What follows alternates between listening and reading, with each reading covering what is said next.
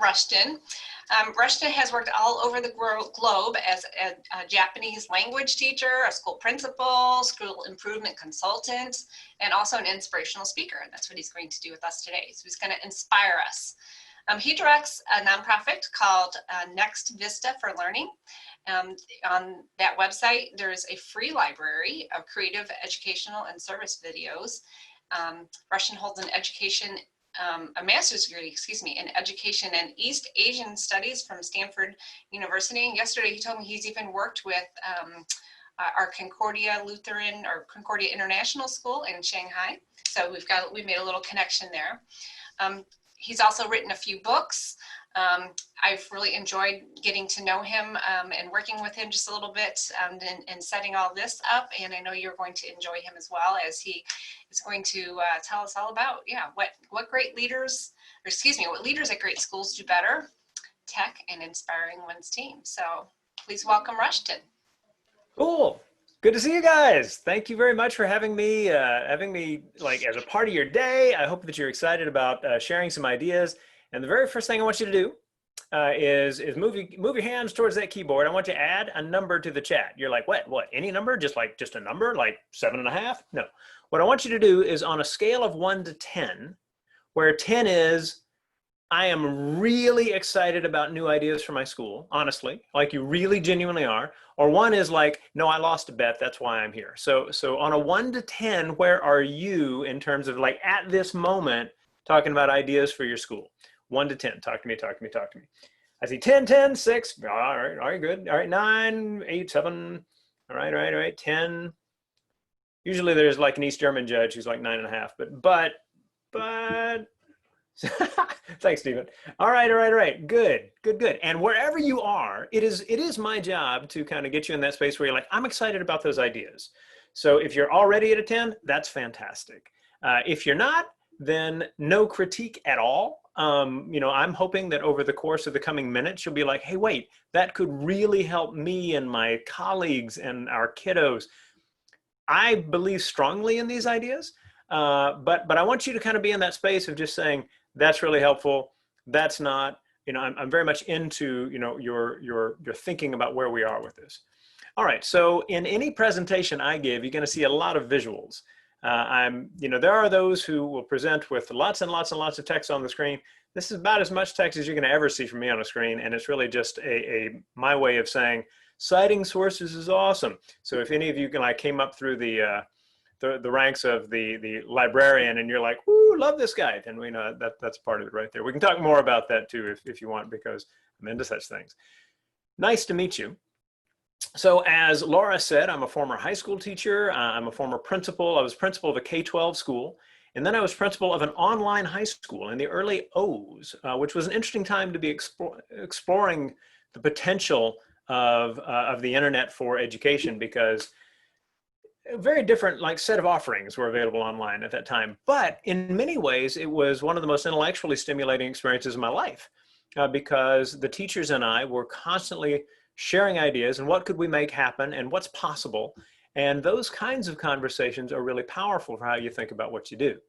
So I run now a little nonprofit called Next Vista for Learning. There's a library of videos by and for teachers and students everywhere. It's free to use, free to contribute to, free to download from, all for a student audience, all screen content, my own little attempt to save the universe from ignorance, one creative video at a time. Boom, right there. Okay, so that's what that is. And if that's intriguing to you in some way, just stay in touch. I'm very happy to help you highlight things that your kids do in videos with the worldwide audience. Now, you'll get these slides. That's actually not a prediction of understanding. What that is my promise that I'll give you the link so that anything you see in these slides, you'll be able to get back to.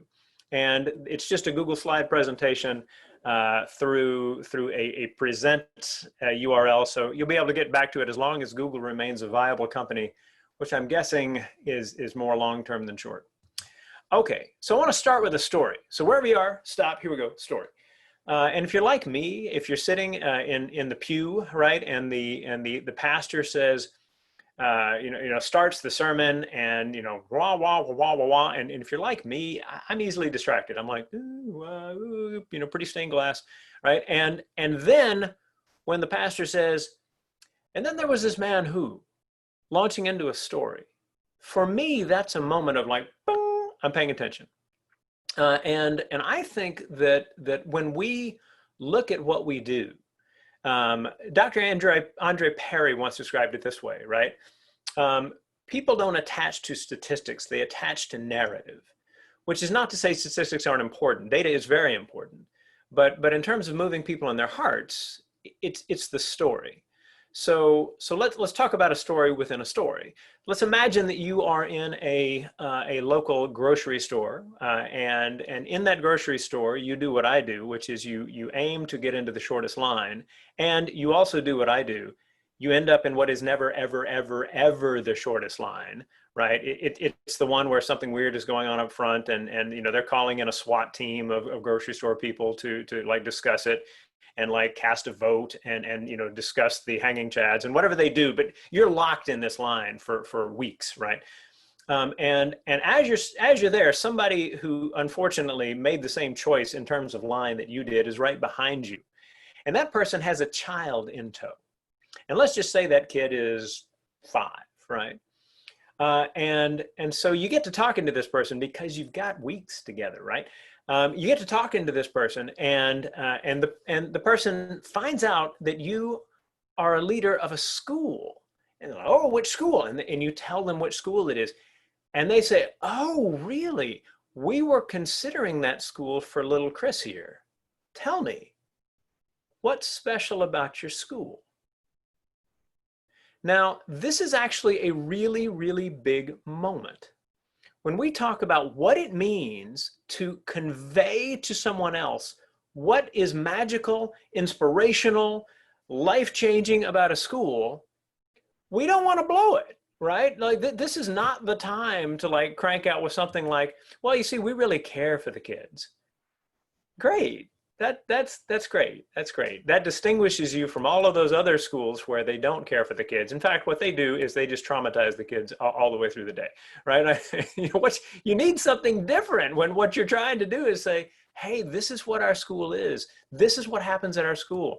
Maybe you realize that what the parent is asking is, what will my child do? This is the parent's question when we think about something like, what makes your school special? They want to know what their child will do. Oh, well, we differentiate according to the whole child. And no one understands that. Well, I mean, we understand it, but we're not the audience. And what we're trying to do is to get those parents to stop and say, wait, tell me more.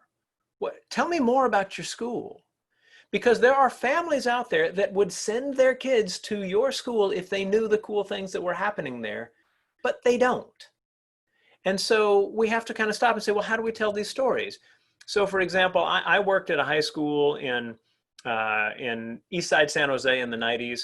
And at that school, they have this really dynamic environmental science teacher who takes kids camping in Death Valley for like 4 days every year, or did in the before times, right? Would go to, Death Valley, and they would do like environmental science research, and like it was a life experience, right? It was a life experience. You can imagine a parent saying, what, the kids go camping, really? My kid loves being outdoors. You can imagine something like, hey, at our school, our kids learn to make videos telling the stories of people in the community who make life better for others. All right. What? You guys create videos for nonprofits? That's really cool. Like, actually, Chris is really into video, and he's only 5, and he really wants to like make more videos. All right, well, let's help him tell those stories. And along the way, we help them learn to revise their writing, because for most kids, revising writing is some like teeth to be pulled, right? And instead, what revising writing should be is, I'm making it cooler and cooler and cooler. And I get to a point where I have written something and people look at it and they're going, dang, you wrote that. That's really, really good. I'm totally into helping you based on what you wrote. The power of writing, right? Now, if that's what we're trying to do, then when someone asks, what makes your school something special? You need to tell them what the children will do, right? And so in talking about, how we can use tech to like inspire a team, you know, how we can make things better at a school, how we can make things personally and professionally more satisfying for our teachers and our non-teaching team members and things like this. What is it we do? Well, first, let's recognize that time is of the essence. This is a crazy time itself, right? So, you know, yes, things are nuts right now, and we're all dealing with this pandemic thing, and we're trying to figure out what does it mean to teach online or teach hybrid or whatever it is we do. And in that it's really, really hard, it's easy to be able to say, oh, you know, well, it's kind of hard. If you're the school where the person says, you know, we were able to shift and do these things, and kids are really excited about this and this as a part of what we're doing at the moment. You jump in with a completely positive message about your school. How did that happen? You got together with your team and said, all right, we all understand it's hard. How do we make lemonade out of these lemons? And that's the professional environment you have, because people are willing to have discussions like that. That's time well spent. And so getting there is a function of using particular kinds of tech in particular kinds of ways. All right. So one thing I will not talk about, by the way, is spending money in such a way that it is wasted. So I'm not going to talk about a bunch of expensive tech or anything like that. I'm not going to talk about other things that sometimes happen, which is, you know, people buy tech and they don't plan for any training so that the people can use them. That's similarly money down the drain. What I'm really going to talk about is focusing in on how people use free technologies, because free technologies are not simply valuable because of the obvious effect on the bottom line. They are valuable because it moves teachers in a space of being willing to try new things, because there are no barriers of cost. Okay, so if you have a third grade team that has said, all right, we tried this, this, and this in these different classes, and this is what we've learned as a result of it. The fourth grade team is like, yeah, and we learned this and this with it. All right, where can we take those ideas and move them in a cool direction? That's using our time well. Now, how this is going to work is we're going to look at a lot of different little things. I'm going to ask you to kind of respond to some different things in different ways. And as we do that, I'm going to keep coming back to, actually not that, we're going to keep coming back to, don't stop there. All right. So there are lots of kind of obvious things that you can do with tech, or maybe not so obvious, but it represents like the first step. And what we're trying to do is we're trying to take things several steps forward, because if what you're trying to do is inspire your team and inspire the families in your community, you have to kind of keep going with an idea until it's cool. And cool is not simply some thing that people say to describe something they like. When we talk about cool, we're talking about the compelling, the interesting, the inspiring, right? The stuff that makes you stop and pay attention. Cool is powerful. And so we have to kind of be in that space of saying, let's use what things are available to us, the free things that are available to us, to be able to do some really cool stuff. All right, so we're going to start with images. Now, here's where I get you back to the chat. Okay, now my guess is all of you have either taught, or if you haven't taught, you've been taught at some point, right? The chances are really good you fall into one of those two categories. If you're not in one of those two categories, I would be fascinated as to how you might explain your position. But what I want you to do is I want you to think about anything you have ever taught or learned that represented a real challenge. So it was something that you taught and the kids just always had trouble with it. Maybe it's something that you learned and you were like, man, that was just a lot of work to learn that was hard. It doesn't matter to me what level of learning this was. Could have been kindergarten, could have been your PhD, doesn't matter, right? But put that in the chat. So Laura says graphing sentences. All right, now we're moving. All right, keep going. What else? What are things that you have learned that kind of put you into that space of like, that's really, really hard, right? Negative integers. Fair enough, Eric, I'm with you. All right, what else? Adverbs and fractions. All right, two good pieces of the curriculum there for sure. All right, proofing and finite math. Ooh, nice. All right, cool. You guys keep going. Toss stuff in there. Toss stuff in there. If you're like, I'm not sure. Learning to ski. Wow. All right. Yeah. What else? What else we got? You need to have something in your head for what we're about to do. I'm looking to kind of get us in that space of like, what is it what is it we can do to make certain pieces of what we do all the more interesting. So make sure you've got something in your head, even if you lost the chance for cosmic style points by adding it to the chat. If you have it in your head, you are fine, and we're all proud of you. So how about that? All right, chemistry, all of it. Wow, hang in there. Okay, I'm with you. Now, let's talk about using images. Right, this is like one of the easiest, totally free technologies, right? Like there's lots and lots of images out there. Granted, there's images out there that are problematic, but I mean, like anything, right? There are ideas that are problematic. We don't hold back from using ideas, right? So let's jump into some of these things. When you talk about the idea of using images, all right, understand that as a school leader, there are a number of different things you can do with those ideas. So one of the things you can do is you can take pictures of what's happening on your campus. You can like share it in a Facebook post. Hopefully people are sharing that. You're writing some good copy to go along with it. All of that's good, right? Maybe you're putting some pictures up on the wall in the school. That's good too. All of those things are good, but don't stop there. This is going to be our refrain, right? So don't stop there. So what do I mean by that? What can you do with images, if you're trying to take them to another level? Well, one, this describes the inner feelings of many teachers related to staff meetings. Hopefully not at your school. My hope is that at your school, totally different matter. This is not it at all, right? But there are those for whom the staff meeting, kind of works a little bit like this.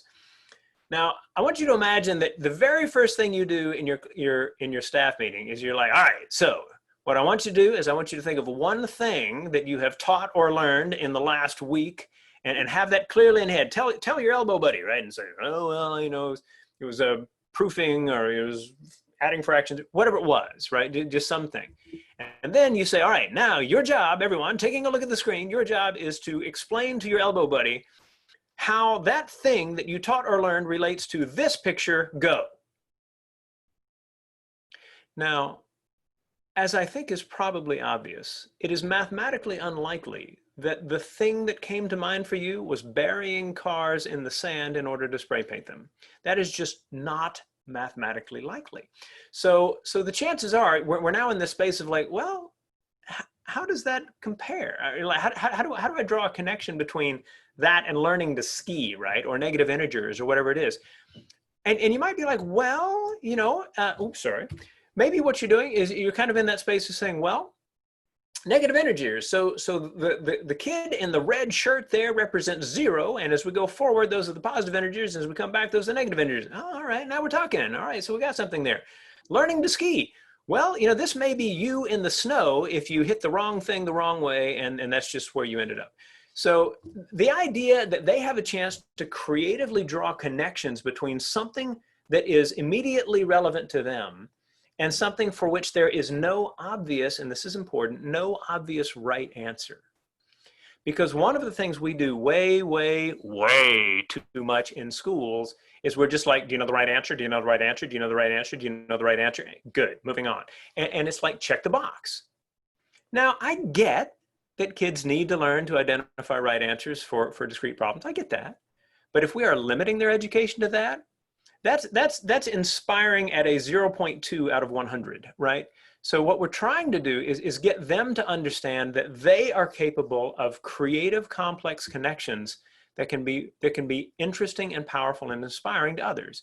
So imagine that you started your staff meeting with an image, and so they start talking to each other. Some folks are going to start laughing. That's okay. A little laughter is not a bad way to start a staff meeting. Hey, what'd you guys come up with? Tell me the thing that your elbow buddy said. Well, John over here was saying, blah, blah, blah. And everybody's like, oh, that's funny. Setting the tone is part of the job that a leader has for the staff meeting. If you are going to get the most out of every minute in that staff meeting, I hope you're not starting with a long list of announcements, right? And instead what you're doing is you're getting them to be creative and positive with each other in order to get into a space of saying, how can we take what we are doing well to the next level? Because they need to be in a mode of creativity, not beat down by Thursday afternoon, blah, blah, blah. They have to kind of be in a space where they're ready. They're ready to be able to discuss things in a cool and interesting way. Now, what is this? So for me, I think about images, and I think about, obviously, photography as like one of the associated ideas. Now, yes or no in the chat. And this may seem like an odd question initially, but hang with me. Yes or no in the chat. Your staff has had a photography class together. Yes or no?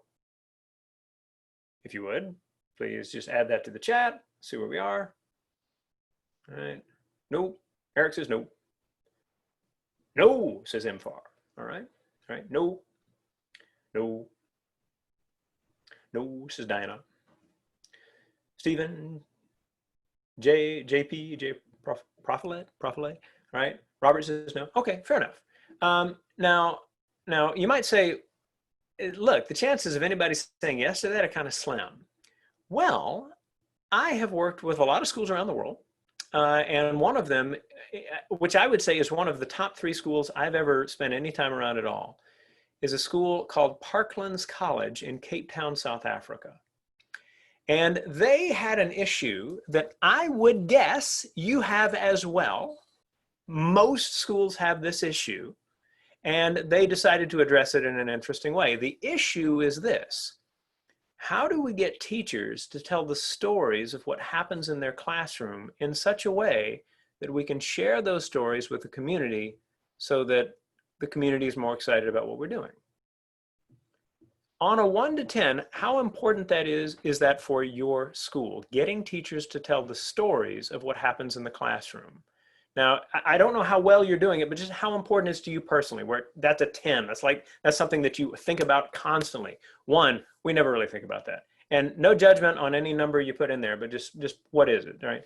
So Robert jumps back in with an 8. All right, who else? Who else we got there? So jump back in, go ahead and give me a number. All right, 7 from Eric. On a 1 to 10, 10 is you think constantly about how to get teachers to tell the stories of what's happening in their class. 1 is not so much. All right, so we've got 3 numbers so far. I'd love to get more of you involved. All right, 8, 7. All right, more cosmic style points. Excellent. We're trying to amass as many as possible over the course of the presentation. All right. Okay, so it looks like we're at an average of 7.4 if I'm doing my math right. This school in South Africa, Parklands, decided, okay, here's what we're going to do. We're going to have our teachers in the summer before the school year starts take a photography class together. Why? Because they're just learning about some basics, right? Things like rule of thirds, how to get lighting right, stuff like that. But what it did was it gave the teachers a conversational frame and language to talk about what's happening in their class. So now the administration can say, hey, what pictures do we have from the classrooms, right? And people start sharing them. Well, they've all learned to take a slightly better picture, and maybe they're even talking to each other about those pictures, because getting teachers to talk with each other about what's happening in the classroom is half the battle, right? How many of you would say, yes or no, your teachers are really, really good at brainstorming ideas with each other and talking with each other about successes and failures? They're really, really good at that. If so, put yes. If you're like, somewhat, you can put somewhat, right? If you're like, that's a place where we need to work, and then no, or question mark, or anything like that. The idea is that if your teachers can turn to each other and say, here's something that I experienced in class, and that not become some kind of a drama. Oh, you're bragging, right? Like I'm hard pressed to name something that is more unhelpful in professional educators' discussion than the idea that someone's bragging because something went well in their classroom. Look, right, and let me be blunt. Our job as educators is not to protect the fragile egos of other educators. Our job is to inspire children, right? So we all have to be in that space of, hey, yeah, no, talk to me about that. What happened? Tell me more. How'd you make that happen? I think I'll try that with my kids, but I'll change this. Ooh, that's cool. Tell me how that goes when you do it. So there is a professional expertise that gets shared. There is an expectation that people are willing to share, that they respond to each other in good ways. That's something worth building. So when you talk about something as simple as a photography class, you're giving them the language to do it. So now we're kind of in the space of like, all right, nice. I like the idea that kids might be able to get together and share what they're doing in class, that teachers can get together and begin to say, this is what I'm seeing in the classroom, and that you are essentially gathering the elements of stories that you will need when people ask, what's special about your school? Because if you can't answer that question, why not, right? Why not? Is it that you're so busy putting out fires that you just can't get to those questions? Well, you can put out small fires all day long. The big fire might be declining enrollment. And if what we need is to address declining enrollment, then we need to start inspiring each other in a lot of ways. And we can do it. We can do it with free stuff. It really has more to do with communication and stories than it does anything else. All right, social media. All right, so what I'm about to do is I want to talk a little bit about things like, okay, Facebook. So as you can tell, I'm calling up a little link here. This is a Padlet. So on your computer, if you click that link that is in the chat, padlet.com/Rushton/LESA, right? Just click on that. You'll get to this wildly colorful screen that you see in front of you. And by double clicking on that screen, you can type your name, Rushton. And then what I want you to do there is how we're using social media. All right. Now you obviously replace how we're using social media with how you're using social media, right? Are you putting stuff out on Facebook? Are you doing, what are you guys doing? So I see people jumping in, like sharing some stuff as we go. Good, good, good. All right. Laura, Robert, Rob, Michelle, Wendy, you're in. C. All right. All right. Bring it in, bring it in. Michelle, that's awesome. Facebook for families. I like how it appeared on my screen, which was Facebook, which is of course Facebook in October. Not too funny. All right, so what else we got? What else we got? Facebook for families, nice. All right, Facebook and Twitter, Royce, cool. Right, you use your website as well. All right. Rob says Facebook. All right. Oh, somebody used an arrow to point there. That's really cool. Facebook for marketing, Seesaw, nice, nice, nice. Sharing our safe opening procedures, cool. All right, yeah. I'm seeing some good stuff here. And if you're just turning to the screen and like, wait, what's going on? You're missing, we're having fun here. You gotta join in on this, right? So there's a link in the chat, padlet.com/Rushton/LESA. No, slow down, I'm trying to type it in. No, go to the chat, that's how to do it, right? And then double click on this wall and you can put in your name and then like something about how you're using social media as a way of just getting stories out about your school. Social media is a technology, right? It's a communication tool that's out there. And hopefully you are using this in some fashion. And I'm seeing more and more cool stuff up here, all right?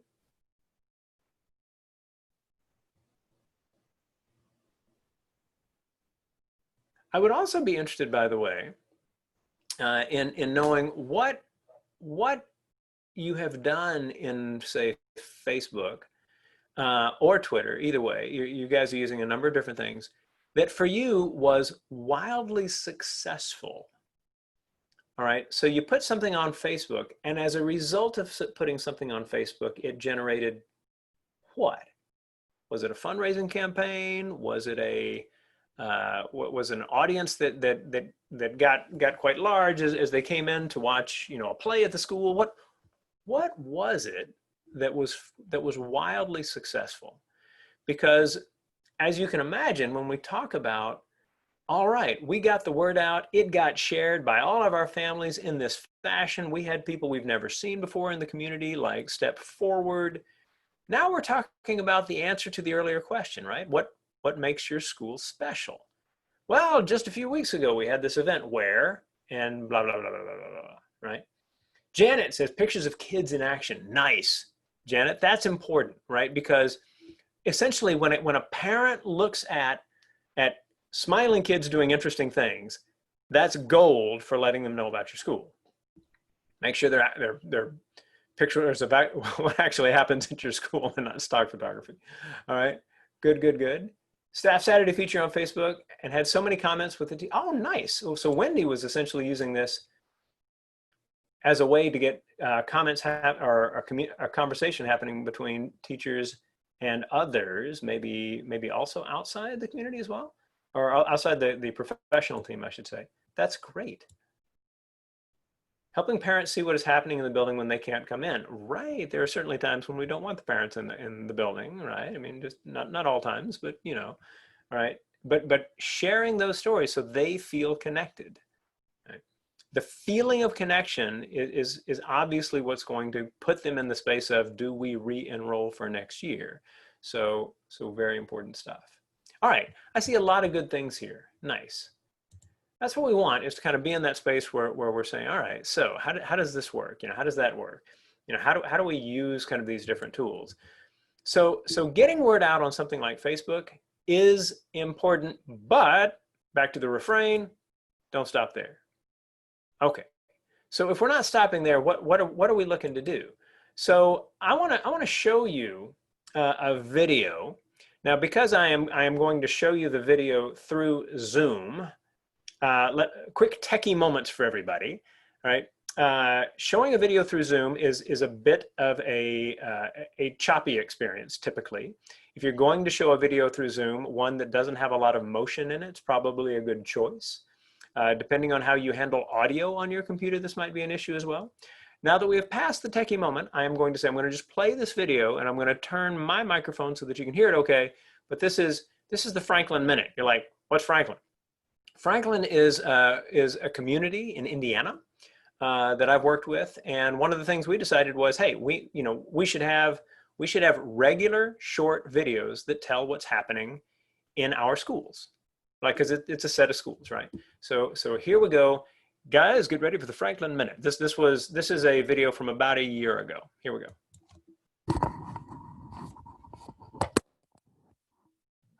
Welcome back to the Franklin Minute.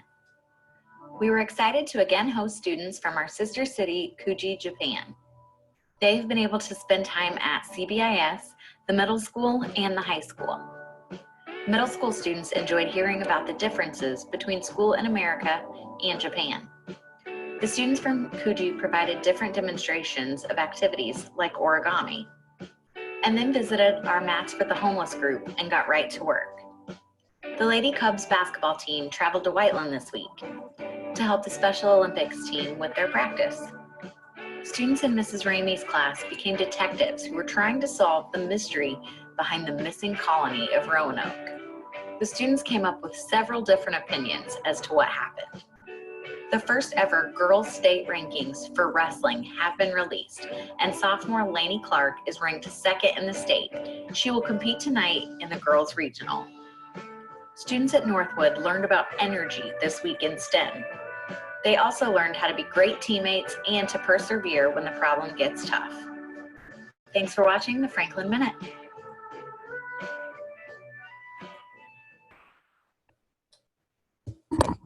All right, everybody, your job in the chat is just to give me a reaction. What did you think of that video? What crossed your mind? What is something that occurred to you as a result of watching that video? Toss that in the chat if you would.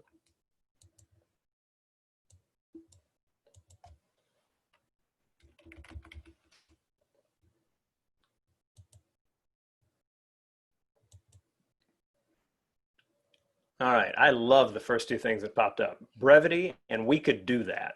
Heck yeah. All right. Loved hearing what the kids are doing, which gets us back to the question, right? What will my child do? All right. I'd love my kid to experience that school. Yes, right? The more stories that you're like, that's awesome. I want my kid doing that. Your families need to hear that, right? And those things are happening at your school. They are. You know, the issue is getting the stories out. It personalizes the experience. Ooh, nice. I love that it's a minute, Carla. Exactly. Personal touch when it's a video rather than a document. Amen. There is only so much reading that most families do. Let's just say, you know, if you send a newsletter home with kids in their backpacks, they might get read. It's not a bad thing to do, but heavens, don't stop there, right? So this whole thing about you know, what does it mean to do this? Now Megan Meg Gold, you put in, need someone who has time to do that. It has to be done well.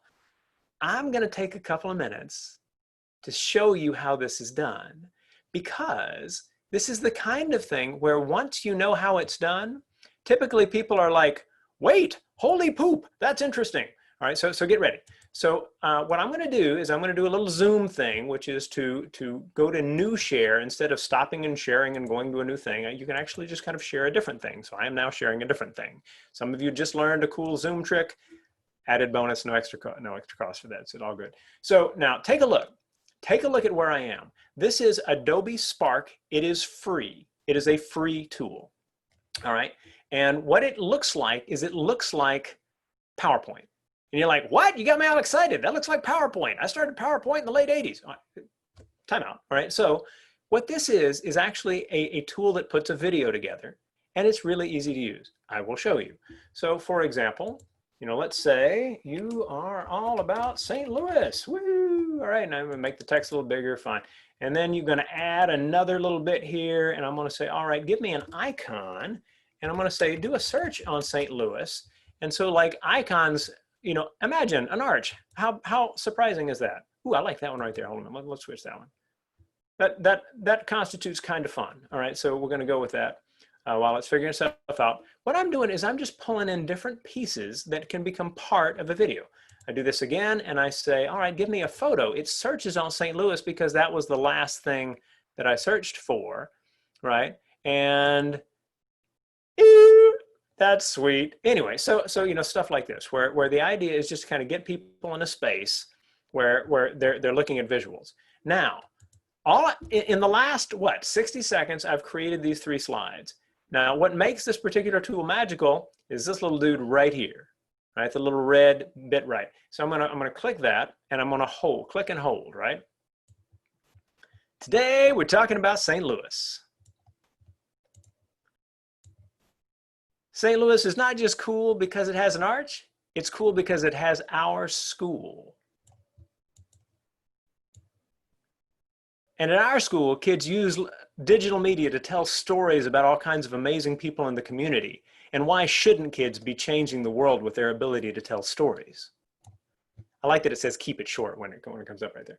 Now, here comes the next part. All right, so right, you've seen me, you've watched me take 60 seconds to create 3 visuals. I could have uploaded pictures that I took at the school just as easily.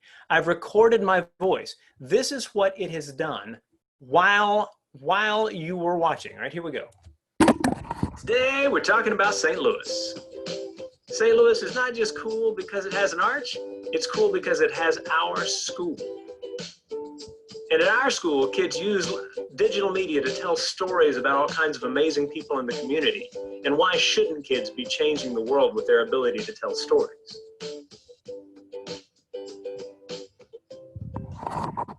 In the chat, a 1 to 10, where 10 is that is crazy off the charts cool, and 1 is you just bored me silly. So 1 to 10, where are you in the chat with Adobe Spark that I just showed you? Looking good. I'm liking these numbers. Oh, 11, Laura, way to go. All right, excellent. Right? Yeah. This is cool stuff.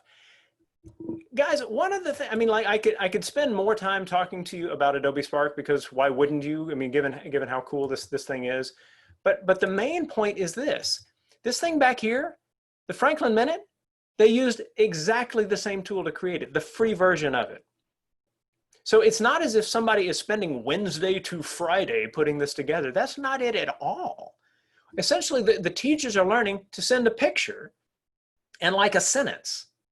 And then the person who's putting these together is just like, upload that, read the sentence, upload that, read the sentence, upload that, read the sentence. The music's all handled by the program. You can change it in there. You can add there's a lot of different things you can do.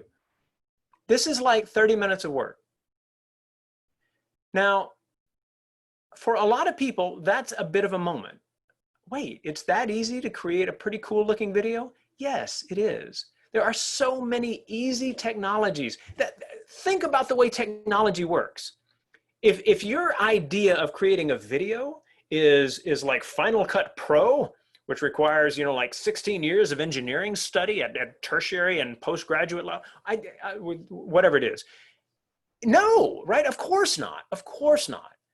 But if you are a tech company and you want like millions of people to use your software, make it really, really, really easy.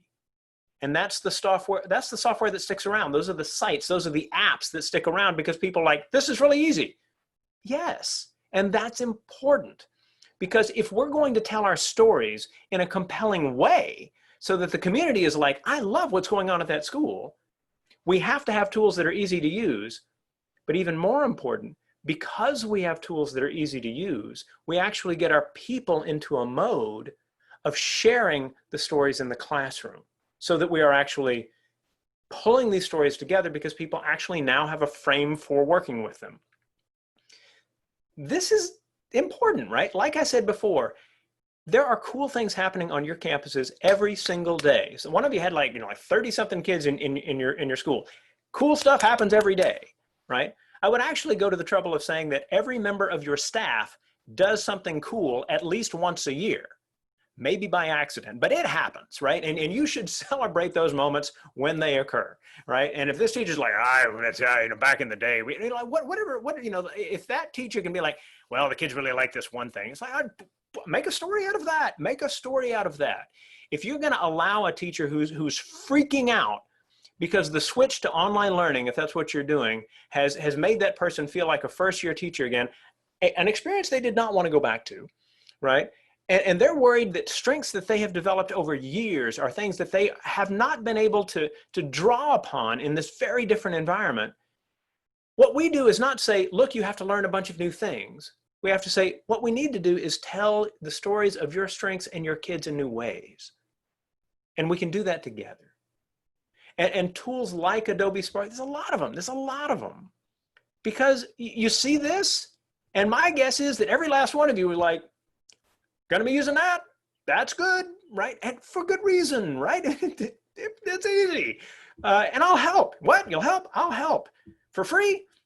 Yes. Whoa, you're nice. I'm a nice guy. And I won life's lottery when I met my wife, but that's not actually relevant to this. So regardless, moving on, I am happy to help. What we just want to do is get you in that space where you are helping your teachers understand that the stories they tell, they can inspire people in the community. And by thinking about these stories, they are actually moving into a space where they're making better things happen in the classroom. Because those things have to become stories, because we're not just bottling them up and like leaving them in our own little walls. Instead, we're actually telling those stories because we can. Let's talk about shared docs. You're like, wait, what? The inspirational moment. Now you want to talk about shared docs? Yes. That's quite a shift. Not really. Stay with me. All right, you think about documents, shared documents, all right? And there are these things we do, right? We share documents with each other. We have like different ways of doing this. Don't stop there. Gather the different things that you have to say and let's work with them in interesting ways. So this particular doc is one where it's like, all right, yeah, I can link to different things. All right, we can share it with each other. We can develop stories of our school together. Like that's a good move. And yet there is a lot more you can do with this. Now, how many of you guys go through an accreditation process every so many years or so?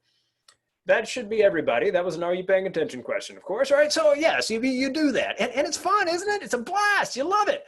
Maybe, maybe not. However, I would contend that the process of going through accreditation is painful if you do it wrong, right?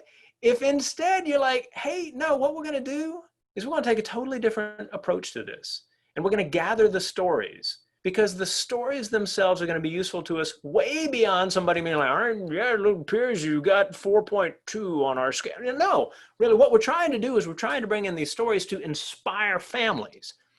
And that becomes the evidence for the accreditation. And I want you to consider a possibility. One of the things that every accreditation body, every accreditation team worth anything at all is looking for is the nature of professional discussion at your setting. So if we're talking about your school, let's say, for example, that you have invited your teachers to come up with ideas. So there's this school I've worked with in Idaho, in that Central Elementary School. And in their particular district, they were like, oh, that's the school on the other side of the tracks. They've got a lot of problems. And so they were like, Rushton, can you work with them? I'm like, yeah, no, that sounds like a really cool group to work with. I'd love to work with them. And so what did they do? Before I got there, this is not me, right? They decided to create this clothes and food center on their campus, because they've got a lot of families that are just barely making it financially, right? But it's not just that they gathered the clothes and the food. They created a space. It's nice. You go in, someone comes up and helps you, right? Things are arranged, not in a bunch of piles that you have to dig through, but kind of like you'd see in a store. They did it right, right? They care enough about their community to do that right. Now, let's say someone has suggested, hey, that thing that they're doing in Napa, let's do that in our community as well. We're not using B6 or whatever, right? And let's do something like that. Now, invite the team to engage in the discussion of how to do it. So, full argument for Mr. Sanderson, right? Maybe Mr. Sanderson is the person who put this forward. Said, hey, this would be really good. We have this percentage of students who are on free and reduced lunch. You might be like 43, it's 97 for us, or whatever, right? But this would be valuable to these families for these reasons. And then there's a link, right? The links in shared docs to this larger set of arguments that Mr. Sanderson might be making that you've summed up on this page. And Ms. Rojas, who's a wonderful lady who makes all kinds of good things happen at the school, but she's worried about actually making this happen for some very specific reasons related to funding. And so she's put together an against. And then there's like rebuttals from it. And you know, your staff doesn't find itself in endless drama as a result of disagreement. They understand that disagreement is a part of a process for getting better at what we do. That by disagreeing, we're actually honing in on components of things in such a way that we can figure out the best possible path forward. And that by documenting it like this, we actually have a lot of stuff for the accreditation team when they come in. A shared doc can be that which conveys to your team that their opinions on how to make the school a better place are opinions that can be heard and acted upon. Tech allows us to do this. This is free tech, right? There's nothing about this that requires, you know, like 20 grand a year, or I mean, there's just nothing like that. This is just carrying conversations forward in a powerful way. That's, to me, what happens at great schools. They have conversations in really, really powerful ways. And I think that's important. I think it's important for us to be like, you know, how do we work that in? How do we make that happen? Let's do it. All right, video conferencing tools. I'll have you know that before COVID, this was much more of a difficult thing to explain. Now everybody's like, Zoom, do it all the time. I hadn't seen Aunt B in North Carolina in years. And, you know, old school reference, anyway. So, you know, something like this, where it's like, okay, well, what's that about? Okay, well, it's about getting people together, you know, so, you know, you guys don't have to all drive to St. Louis or wherever you're driving, you know, to have a meeting now. You can do this way. Yeah, that's good. This, if you're like, who are these people? This is my Rotary Club. Your Rotary Club? That's a service group. Yes. My Rotary Club is the Rotary E-Club of Silicon Valley. We're online and asynchronous. I could tell you much more about that because I love my little Rotary Club and we do all kinds of cool things. And let me just introduce you to the people like in the picture real quick. This is Carlos. He's in Monterrey, Mexico. That would be me right there. This is Shags. He's our paella master. And he is a master of the paella. All right. This is Raquel. She's actually our president. She's based in Tijuana, Mexico, although she does tons of really cool work in Costa Rica. This is Rory. He's in Houston, former judge. All right. Really, really great guy. Has a cat that frequently joins us in these meetings. All right. This is Tanya. She's in Atlanta. Right. She's the head of our programs committee and a wildly cool person. This is Farheen. She has a degree in microbiology from a Japanese university because she thought that would be a cool way to get her master's, right? And she heads our membership committee. This is Sviatko, our immediate past president. He was based in Harare, Zimbabwe, but is currently living in Johannesburg. And now he's engaged, and that's awesome because she seems like a great lady. This is Cecilia. Cecilia is a retiree who went on the Peace Corps to Ethiopia to teach English at a rural high school, like way, way, way away from, well, everything, right? And loved it. But in March, of course, they evacuated all Peace Corps volunteers from around the world to come back to the United States. And what's she been doing since? Figuring out how to like gather funds for a major grant to be able to help that school build a new wing. Cool. This is Nate. Nate's at an international school in Nagoya, Japan, right? One of those wildly interesting people that you meet and you're like, dang, I'd like to spend more time with people like that. This right here, you would never know, right? Except that I happen to know. It's Vandana. She's in India, all right? Really interesting lady, but just her camera wasn't on. Anyway, so all right. Video conferencing tool. We're all aware of it now. So we can have meetings this way. We can have like, you know, what we're doing exactly right now, where you can be like, all right, this kind of dude who drank chai this morning seems wildly caffeinated, sharing ideas with us. We can talk to him easily. Yes. All right. That's cool. But you know my next line, don't stop there. All right. There are so many more things you can do with video conferencing tools. So back up, right? So for example, one of the things that we do is we bring in like speakers to talk to students in a school that I work with a lot from different parts of the world to talk to them. Now, a screenshot of that, here is a Liberian refugee living in Canada working to build the first library and learning center in the country since the Civil War took place years, you know, in the last 20 years, right? That dude is inspiring our students. And you know, you reach out to somebody like that, you're like, would you talk to our students? These people just say yes. They're like, well, yeah, sure. Because all they have to do is connect via Zoom, whatever. Imagine the story for your community, right? So, you know, Leo Johnson in Ontario, who is a refugee who was educated in Canada, is now doing such and such and such. And this was the conversation we had with our students. Doesn't that make a difference in terms of how we think about what it is that happens at the school, right? If at your school, you're regularly having people from different parts of the world connect and talk to them, why not? People on your staff know people in other parts of the world or know people who know people, and they would be happy to connect and talk to your kids, right? There are so many cool possibilities. You can record these things. You know, you can have people talk to you and then say, hey, afterwards, I'd like to record you. Just, you know, like it's a one button in Zoom, right? Record, right? I just want you to spend 60 seconds saying something to our students. And that becomes this recording that you can share on Facebook, right? It's easy, right? Do it. You're like, oh, I'm not sure. Do it. All right. So anyway, so you know, so there are so many things that we can do with tech now, free tech, to make cool things happen with our school.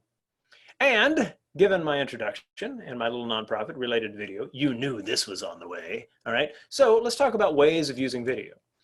Now, when we talk about video, there's a lot of cool things you can do. Have kids make video that does things like show different ways, you know, to think about stuff we encounter in school. When I present to kids, I actually do a fair amount of presenting to students.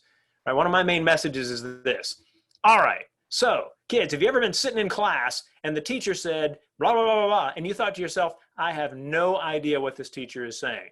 How many of you have had that experience? Every hand goes up. I could ask you guys the same thing. Every hand goes up, right? Because somewhere along the way, some good soul of a teacher was like, and you're like, I have no idea what you're talking about. And so if what happens is that kid goes up to that teacher after that lesson and says, I didn't get it. I didn't quite get it. And the teacher gives them the same explanation they didn't understand the first time. All right, there's a short path from there to must be me. I'm no good at math, writing, fill in the blank, right? And what I'm telling these kids is, hey, look, now, okay, how many of you have had the experience of like an older brother or sister or one of your friends saying, I look at it like this, you get it? And they're like, oh yeah, why didn't the teacher say that? I don't know, but you get it now, right? Yeah, hands go back up. They've had that experience. All right. Every time you think to yourself, I'm no good at, I want you to push that thought aside and I want you to say this. If someone explained it to me differently, I could get it. Because it's true. We just proved it. Now, that's a good way to, you should do that, right? I mean, your teacher should be using video in that way. But as you might imagine, don't stop there, right? There's like more, there's more, you keep taking it, you know, cooler and cooler levels. So we're looking for cool to be able to make the case. So things like the work being done, you know, at the York School, they started a program years ago, like in 2012 or 13, something like this.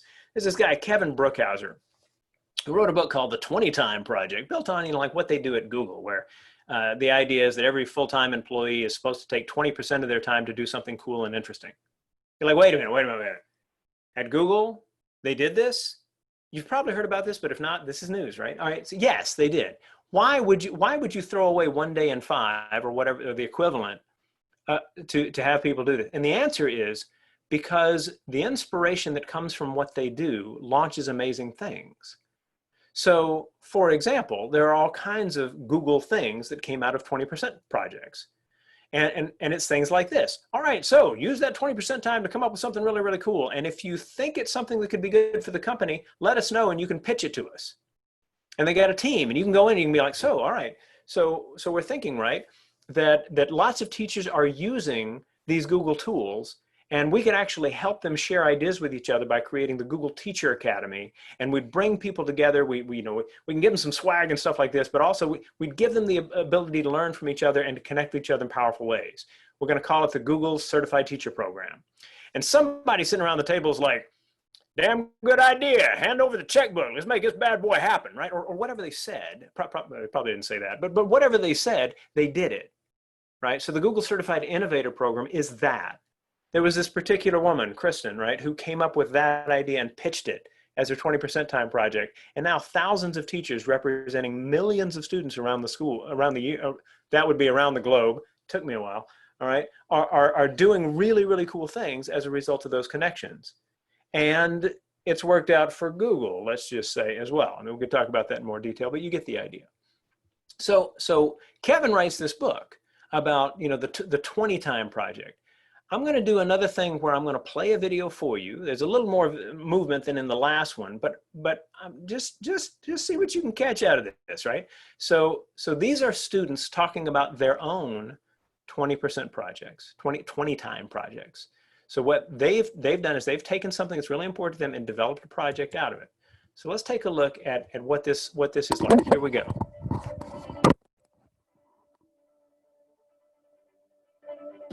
I experienced 1 month in a wheelchair to see life from a different point of view. I'm writing a book of short stories to help teenagers identify with themselves. With the help of therapy dogs, we shared our love for animals and brought happiness to hospital patients and children. I choreographed, learned, and filmed a Spanish ballroom routine.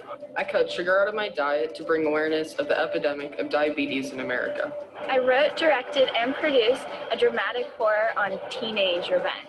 I created a piece of experimental short fiction. I built a community of readers with over 1,000 subscribers by making videos about books on YouTube. We decided to explore the upsides and downsides of being naturally quiet by taking vows of silence and making an effort to speak up more. I devoted my mornings to composing an excessively complicated jazz piece. I designed a reusable bag to do my part and encourage others to do their part in saving the ocean. I put together a group of York musicians, and we mentored students from a middle school band in Marina. I've been producing original music using Logic Pro.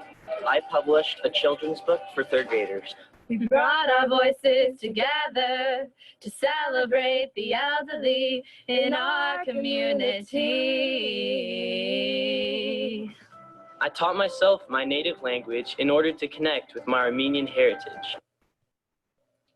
Now, there's another 2.5 minutes of that. But I am guessing that after watching this, you're probably in the space of, ooh, I would like my kid to go there, right? It's impressive. It's really, really impressive. And clearly, it's not a bunch of you got the right answer, check, grade A, move on, right? It's something different. It's about inspiring kids to make a difference, to be people who see themselves in a different light that has obvious academic benefits. If kids are confident about who they are in school, then they're paying more attention. And paying more attention means they're getting more out of every minute.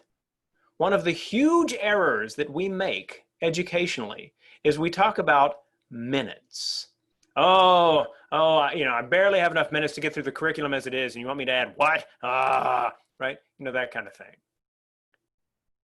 What matters in learning is not the number of minutes we have. It's the number of really beautiful minutes that we craft.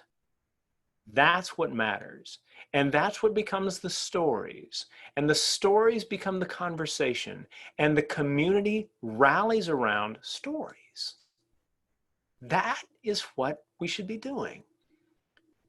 Now, this is in these, remember, you're getting these slides. I would encourage you to go back and watch that entire video and stop and say, can we do this with our K-3 students? The answer is yes, you can.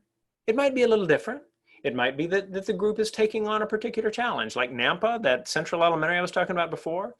What we did was we had every grade level take on like a service project that they wanted to do, whether it was rebuilding a, like a community garden piece, on the school grounds, or working to establish X or Y or Z. And then they had this day where everybody came to like find out about the projects the students were doing. Getting to see this school that everybody's like, that school, right? And the crazy cool things they were doing was world changing for a lot of those families.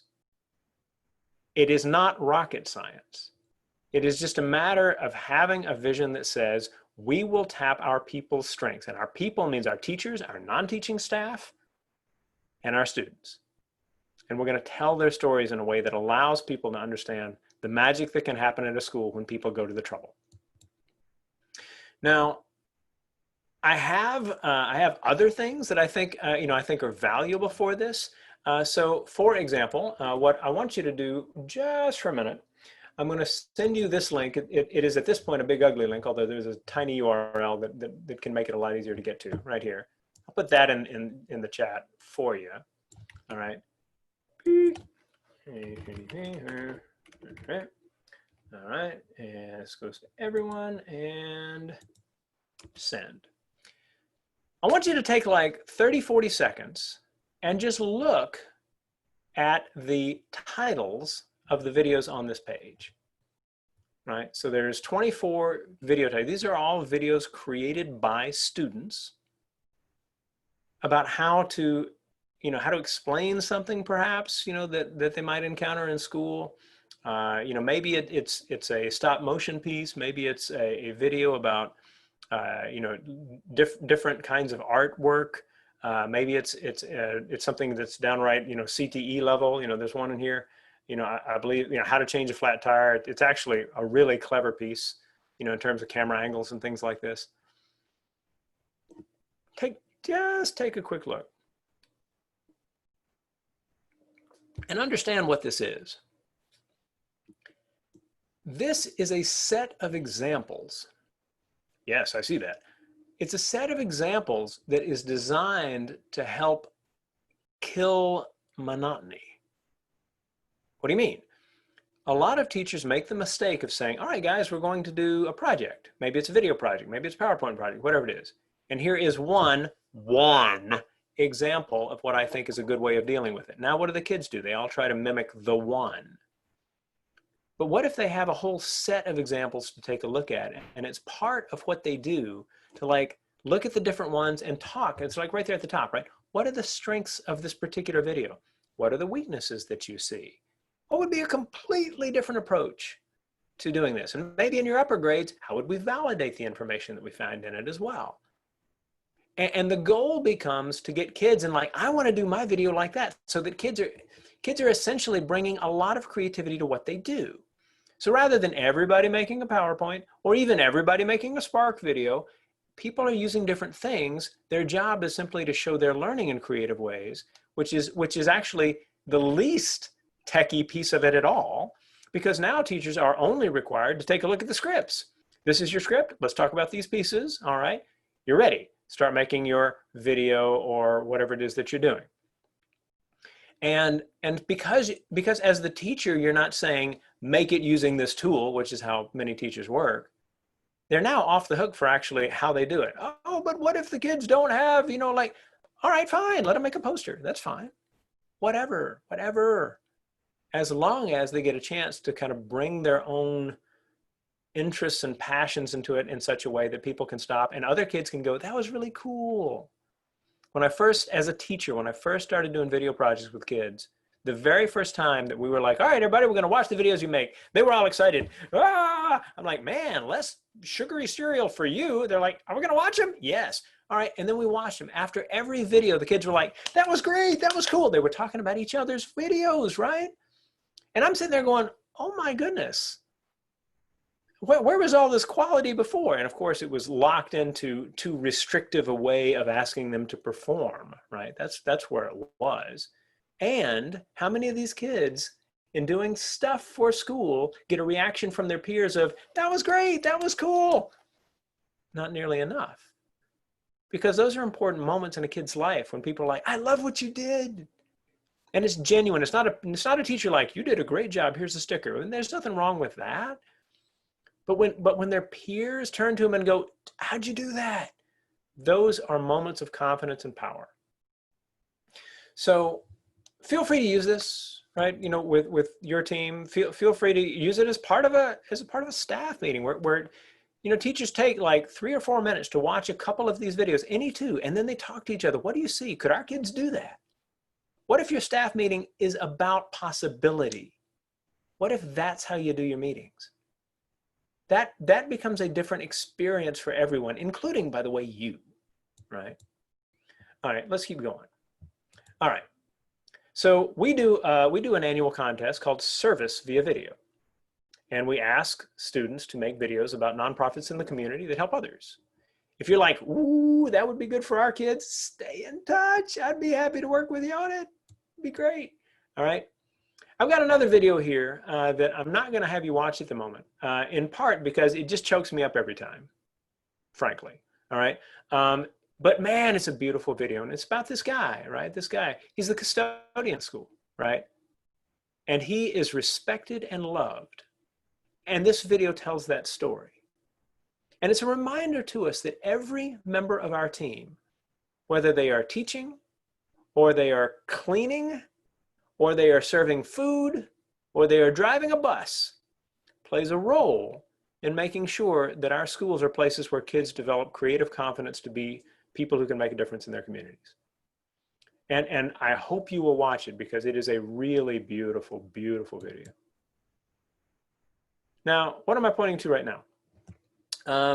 I know that when you are thinking about something like, all right, you know, I want to show an inspirational video to my staff. It can be hard to find the right ones for that. And wouldn't it be nice if someone had gathered like a bunch of them and put them on one page? Oh, wait, someone did. Check that out. All right, so this is a part of the resources area of my nonprofit's website. I'm putting this in the chat right now. Boom, there's the link, right? Dozens of wildly cool stories that I've collected over the years that I've been doing this stuff. Every month I send out a newsletter. And in the newsletter, I talk about things you might want to watch, things you might want to read, things you might want to try in terms of tech or resources that are out there, the contests we're doing, you know, kind of cool things that schools are doing to promote, you know, like the work that they do. It's just stuff like that, right? And if you're interested, by all means, sign up for it. I'll give you that chance to do it because it's free too. And if you read it and you're like, oh my God, he writes like he talks, that's a little too much, you can unsubscribe and no offense will be taken.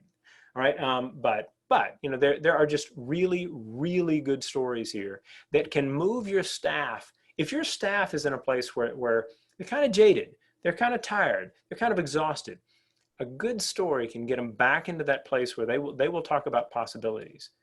You know, it kind of beats the walls down around the heart to get back to the points of why we do what we do. All right, let's keep going. Now, here is my little attempt to bribe you into signing up for my newsletter. You're like, what? Bribery? Well, with caffeine. All right. So if you are a Starbucks person, this may appeal. If you're like, I am not, then you could win and pass it along to someone else who is, and that's just fine. All right. So what we're doing is this is my little newsletter sign up. And I'm going to stick this link in the chat. You're like, you keep sticking links in the chat. That's the nice guy that I am. So boom, there it is. Feel free to click on that and just sign up. And you can get the newsletter. And you know, once you get the newsletter, you can pass that along to your staff or get them to sign up. Use it as a point of discussion. Feel free. It's all free to do. And one of you maybe 2, depending on my mood. All right.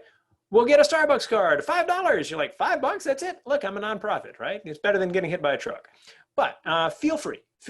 Just if you like that, sign up. If there's something about the presentation that I have given you so far that you're particularly interested about, you have questions about, add that in the little comments area as well. If you're already on my list, you can put in the comments, I'm already on your list, but I'd love to win the coffee. All right, good, fine, feel free, not a problem. All right, so all good there. So with that, I want to get into the shameless plug portion of the presentation. You're like, what? Here we go. I've written books, whee! All right, so like one of them is called Making Your Teaching Something Special, 50 chapters, 2 to 3 pages each. It's the kind of thing where once you're back, like with everybody, a teacher could be wolfing down lunch, read a 2-page chapter during the wolfing down and be like, I'll try that in the afternoon. It's practical, it's divided into 5 areas, right? Those areas are rapport with kids, assignments and assessments, delivery of content, professionalism and collegiality, and logistics, right? And so loads of cool things in there. Feel free to give it a look. If your staff is like, we're gonna do a book study, would you join us and like over Zoom and talk to us? Yes. What do you charge to do that? Nothing. You bought books. You're so nice. Happy to help. All right. The second book is, or it's actually the first one written, Making Your School Something Special, is building off of the idea that I in that story that I started with, the presentation about what is it that makes your school special? And how do you ramp up learning so that it becomes more and more of the memorable kind of learning that becomes the story that allows a school to be like, yeah, that's who we are, right? So building professional confidence with teachers, things like that. And the new book, whee! All right, so in December, out came from the National Catholic Education Association, Technology, Teamwork, and Excellence. And it's about, it's shorter chapters designed to do something similar to the first one I described, but for school leaders. Here's how you use tech to begin thinking about things like, all right, can we use this kind of tech to better handle documentation processes related to hiring people, or to inspiring folks to do X or Y or Z, or to telling our stories in this way or that way or the other way. So there's a lot of little ideas in there that are designed to help out. And if that's of interest, then by all means, let me know as well. If you have some questions, I would be honored to try and answer them. I can promise you I will answer them. I cannot promise you they will be good answers, but I can promise you I will do my best. All right, so this is me, or more specifically, the peanutize.me version of me, peanutizeme.com version of me. And there's some other information here that might be of interest to you. First of all, here's my email address. I answer every email I get eventually. Just saying. All right, the video library is there at nextvista.org. I'm on Twitter at RushtonH. All right, if you see my tweets and you're like, those are good tweets, follow. Otherwise, don't bother. I was a little late to Instagram, so I'm at Rushton was taken. I hope you get that. The resources section of the site, nextvista.org/resources. The newsletter link that I put out there before, nextvista.org/newsletter, or the longer one that I put in the chat. The 5-day challenge sounds like some kind of a cleanse. Actually, what it is an opportunity for your teachers to be like, hey, all right, boom, day 1. Here are the 2 things. Which one do you want to try? I'll try this one. We'll come back together and talk about it. It's just a way for people to get in that mode of talking about how they improve. All right? And then finally, these slides, tinyurl.com/rh-lesa20. All right, which will get you back to all of these. Let me get that in the chat as well so you can call it up, because that would be a nice thing for me to do. As you may know, or you may not, tinyurl.com does not require you to match the capitalization, which I find really useful. Boom, there we go. And slides are now in the chat. So there we go. Here we are. You guys have been listening to me go on for about 75 minutes. Kudos to you. Not everybody can handle it. So I hope that there are some ideas there that might be interesting to you. I hope that this will allow you to do some really cool things even now, because even now is actually a really good time to become a distinctive school in terms of how the community sees you. And that we'll have the chance to talk more about ideas going forward.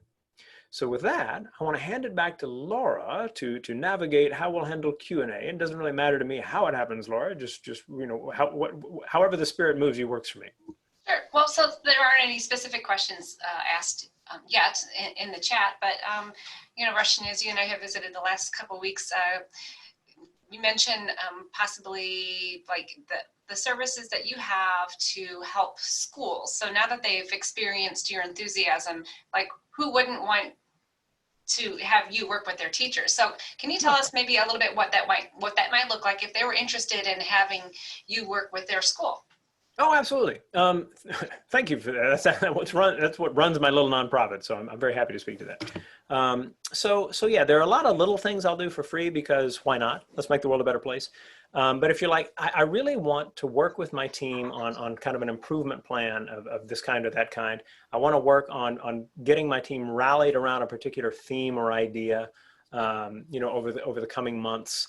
I want us to use this time in a way. I want the teachers to develop that ability to communicate about the good things happening at the school in a way that will allow us to tell the stories. I love doing that, right? I mean, yes, I talk about technology a lot, but as you can tell from this presentation, technology is just the on-ramp to really talking about great teaching. What is it that makes for a really good experience for a student and for a teacher? And as I see it, staff morale is what we really want, to make stronger and stronger. You could have a great morale now, and my guess is your school can get better. If I said, how many of you are working at schools where everything's going so well that there's no room for improvement? I'm guessing no one's raising a hand unless they were like, wait, what, should I be raising my hand right now? Right. So that's kind of the nature of the work. That I understand that's a little vague, but it tends to work really well with the schools that I get the honor and privilege of working with. Okay, thank you. Also, I'll throw this idea out there, the conversation that you and I had on Tuesday. Yeah. So for everyone's knowledge, Rushton and I are going to have a conversation next week about another idea that he has that he could possibly work with our Lutheran schools, and it would focus on schools. He's talked about the service, and so I'm curious to know, for those of you that are still left on, because I did not make this an official post-survey question, but how many of you really put a focus on service learning at your school? That would be great. Add that to the chat. Like yes, we do. Service and service learning is a really important part of what happens at our school. Important part of our culture and who we are. Yeah. Anyone? So I'm guessing the answers will be like yes or not enough or something like that. But put anything there that you're willing to put there. I'd love to see. Tell us, a little bit maybe of give us an idea of something that you do for service. While you're typing that in, let me kind of explain that what we're looking to do is to try to bring to your schools, or those of you interested, more to the point, a professional development program built around the idea of, let's take service and use it as the tool to build how people have professional discussions, how they tell the stories of learning, things like this, and to help identify those strengths that you already have and your plans for improvement now, and wrapping those together with the idea of service to others. Because as schools of faith, how they shall know us by our works. And you're with me, right? What we want is for our schools to treat service not as, okay, yes, you got enough hours, right? That's not it. We want service to be the thing that drives kids to see their own possibilities in new ways. And that teachers can do that no matter what they teach. And that as a school, you can celebrate those things in ways that I have pointed to in this presentation, such that we're kind of building a system out of that. So most years, yes, it is a focus, but we have not tackled any project this year due to COVID restrictions. I would love to work with you to show how this year is the perfect year to be focusing on service to others. All right. Good comment though. Another one very similar to that. Yeah. Yeah. Our kids track their service hours for each quarter, working with younger kids. Good. Yeah, and especially that helping out in chapel, designing the sets for our drama, getting them invested in what happens in the school is very powerful. And so how does that become a story? That becomes a part of how we talk about these things. Meg says, our school does it in subtle ways, but I have not been successful in taking it to the next level. I should actually add another link to the chat.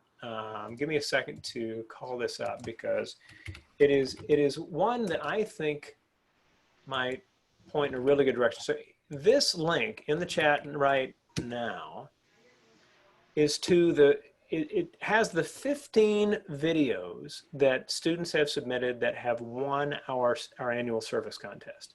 So occasionally we'll have 2 winners, which is why 15. But remember, these are videos that students have made telling stories about the community. And as you look at it, you know, you understand a couple of things. First of all, that's really good PR material, but it's also good PD material. How do we talk about what it is that happens, you know, in our teaching that yields this kind of thing? You think back to the 20 time project video that I only showed you like a third of, right? You know, how does that become something really impressive to the community? And how do we talk about what we do in the class so that we do more and more of that? And of course, the most important piece of that in many ways is that kids realize that as 8-year-olds, they have the ability to tell a story in such a way that it can be powerful to people in the community now, right? Often we treat school as separate from the real world. Well, that's a wasted opportunity right there, right? Because if what kids are doing are creating stories that inspire the community, then they are driving change, you know, for something better. We all believe that things can be better. That's why we are who we are. And so using these kinds of projects and tools can be really powerful for that. 10 community service hours, faith families, all students complete service projects through the year.